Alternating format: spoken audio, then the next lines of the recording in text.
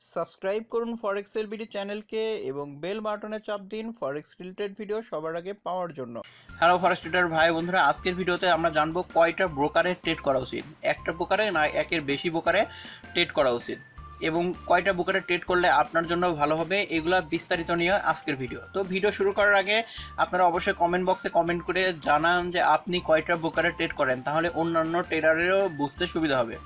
এবং আমি কিভাবে ট্রেড শুরু করছিলাম, পরে কতগুলো ব্রোকার চেঞ্জ করছি, মানে কতগুলো ব্রোকার এখন ট্রেড করতেছি, এগুলো নিয়ে বিস্তারিত জানাবো। তাহলে আপনাদের নেক্সট টাইম হচ্ছে ট্রেড করতে এবং হচ্ছে ব্রোকার সিলেক্ট করতে সুবিধা হবে। আমি যখন হচ্ছে 2012 সালে ট্রেড শুরু করি, তখন আমাদের দেশে সবচাইতে পপুলার ব্রোকার ছিল হচ্ছে ইনস্টাফরেক্স। তো সেই ধারাবাহিকতা আমি হচ্ছে ইনস্টাফরেক্সে ট্রেড শুরু করি। ট্রেড শুরু করার পরে আমার যে ডিপোজিট, সম্পূর্ণ ডিপোজিটটাই ইনস্টাফরেক্সে করে দিই। তো সব কিছু ঠিকঠাক মতো চলতেছিল, লাভ লস প্রফিট এরকমের মধ্যে দিয়ে চলতেছিল। মাস শেষে কিছু প্রফিট থাকতো, কোনো মাসে একটু লস থাকতো, এইভাবে চলতেছিল। এরকম চলতে থাকার মধ্যেই আমি যেই হচ্ছে অনলাইন ব্যাংক, এখন যেই ব্যাংক হচ্ছে নেটলার নামে পরিচিত অনলাইন ব্যাংক, সেই টাইমে ব্যাংকটা ছিল হচ্ছে লিবার্টি রিজার্ভ। এই লিবার্টি রিজার্ভ ব্যাংকের মাধ্যমে আমি হচ্ছে ডিপোজিট করি। তো লিবার্টি রিজার্ভ ব্যাংক হঠাৎ করে এরকম একটা হচ্ছে ইউএস গভর্নমেন্ট থেকে হচ্ছে ডোমেইনের উপরে এই নোটিশ দিয়ে দেওয়া হয়। এই নোটিশ দেওয়ার পরে ওই ব্যাংকটা বন্ধ হয়ে যায়। এখন আমরা যারা এই লিবার্টি রিজার্ভের মাধ্যমে ইনস্টাফরেক্সে ডিপোজিট করছিলাম, তখন এরা উইথড্র ইনস্টাফরেক্স বন্ধ করে দেয়। বন্ধ করার পর তারা বলে যে আমরা কিছুদিনের মধ্যে জানাচ্ছি যারা লিবার্টি রিজার্ভের মাধ্যমে ডিপোজিট করছে তাদের কি হবে। তো কিছুদিন পরে জানাইলো যে আপনারা যারা হচ্ছে লিবার্টি রিজার্ভের মাধ্যমে ডিপোজিট করছেন, এই ব্যাংকটা বন্ধ হয়ে যাওয়ার কারণে আমাদের অনেক লস হয়েছে। এই কারণে আমরা আগামী 6 মাস আপনাদেরকে কোনো, যারা লিবার্টি রিজার্ভ দিয়ে ডিপোজিট করছে তাদের কোনো উইথড্র দিব না। 6 মাস পরে উইথড্র দিব, কিন্তু আপনাদের যে অ্যাকাউন্টের ব্যালেন্স আছে এর 50% উইথড্র করতে পারবেন, আর 50% অটোমেটিকলি ইনস্টাফরেক্স থেকে কেটে নিবে। তো ওই টাইমে হচ্ছে ওর সমসাময়িক যে ব্রোকারগুলো ছিল, সেখানে ম্যাক্সিমাম ব্রোকারগুলোতেই হচ্ছে পেমেন্ট দিয়ে দিছে, কারো পেমেন্ট আটকায় নাই। কিন্তু আমি যে ব্রোকারে ট্রেড করতাম সেই ব্রোকারটা পেমেন্ট আটকায় দেয়। অ্যান্ড কী করার, আমি হচ্ছে যে স্পিডে একটু ট্রেড শিখতেছিলাম, ট্রেড করতেছিলাম, সেই ট্রেডের স্পিডটা নষ্ট হয় এবং মোটামুটি আমার ডলার আটকায় যাওয়ার কারণে আমার 6 মাস সময়ও হচ্ছে নষ্ট হয়, যে ট্রেড করার আগের মতো আর মনোযোগ দিতে পারতেছিলাম না। এরপরে 6 মাস পর আমি আমার যেই ডলার ছিল ডিপোজিট করা, ওইটা সম্পূর্ণ উইথড্র করে ফেলি এবং 50% ডলার তারা কেটে নেয়। এখান থেকে হচ্ছে আমি শিক্ষা নেই যে ওয়ারেন বাফেট বলছিল যে এক পাত্রে সব ডিম রাখা লাগে না। তা আমি সেই ভুলটাই করছিলাম, যে এক ব্রোকারে সম্পূর্ণ ডিপোজিট করে ফেলছিলাম। এরপরে আমি খুঁজতে থাকি যে আমার জন্য হচ্ছে সুইটেবল ব্রোকার হচ্ছে কোনটা, যেটার উইথড্র চার্জ নাই, কাস্টমার সাপোর্ট ভালো, ফান্ড সিকিউরিটি আছে, স্প্রেড কম, এরকম অনেকগুলা ব্যাপার ছিল।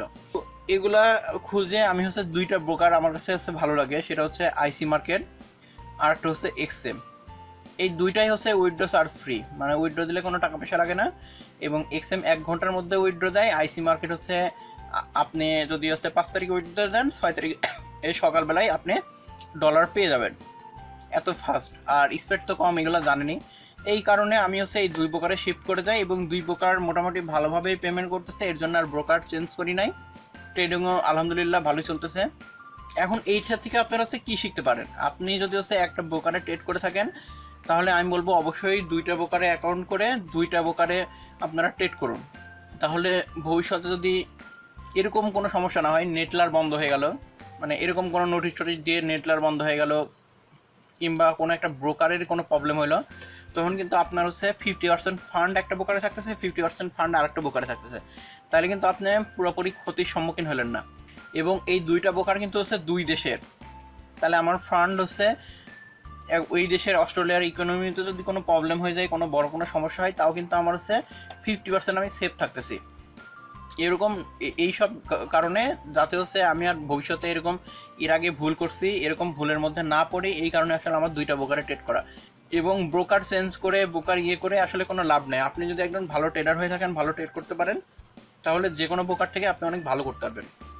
তাহলে ভিডিও শেষে যদি সামার আপ করি, তাহলে এটা দাঁড়াই যে আপনি যদি একটা ব্রোকারে ট্রেড করেন, তাহলে আমি বলবো যে আপনি আর একটা ব্রোকারে অ্যাকাউন্ট ওপেন করে সেই ব্রোকারেও ট্রেড শুরু করেন।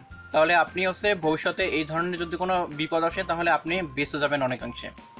এবং আমি রিকমেন্ড করবো যে হচ্ছে মিনিমাম হচ্ছে দুইটা ব্রোকারে ট্রেড করার, কারণ দুইটার বেশি ব্রোকারে ট্রেড করতে হলে ততগুলো ব্রোকারের আবার MT4 ইনস্টল করা লাগে, ইনস্টল করে ওগুলা লগ ইন করে, মানে অ্যাকাউন্ট হ্যান্ডেল করতে অনেক ভেজাল হয় আর কি, মানে সময় দেওয়া লাগবে, আপনার ব্রেন খাটানো লাগবে বেশি।